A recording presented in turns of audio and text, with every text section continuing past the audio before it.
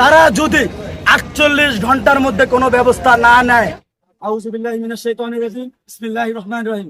প্রিয় চরপেশন উপজেলাবাসী, আপনারা সকলেই অবগত আছেন, চরপেশনের একটা হাসপাতাল অ্যান্ড ডায়াগনস্টিক সেন্টারে প্রায় প্রতি সময় আমরা শুনতে পাই ডাক্তার আখি নামে একজন ডাক্তার আছে, তিনি প্রায় সময় তার হাতে চিকিৎসার কারণে প্রায় মা এবং শিশু মৃত্যুবরণ করেন। তার ধারাবাহিকতায় আজকে চরপেশনের মানববন্ধনে ডাক দিয়েছে।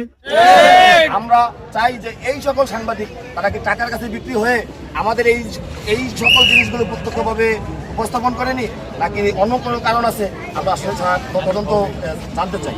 আর এমনকি আমরা আজকে 48 ঘন্টা আলটিমেটাম দিয়েছি, যদি আমাদের এই আলটিমেটামে সঠিক কার্যক্রম বা সঠিক তদারকি না হয়, তদন্ত গঠন না হয়, আমরা ছাত্র জনতা মিলেই এবং জনসাধারণ মিলেই এখান থেকে ঐক্য গঠন করে আমরা আমাদের ব্যবস্থা করে নেব এবং আমরা আইনি ব্যবস্থার মাধ্যমে যাবো ইনশাআল্লাহ।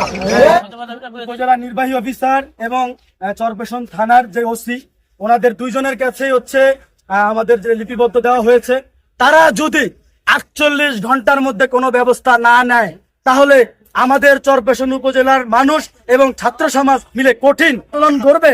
এটা আপনারা ঠিকই রাখতে পারবেন না।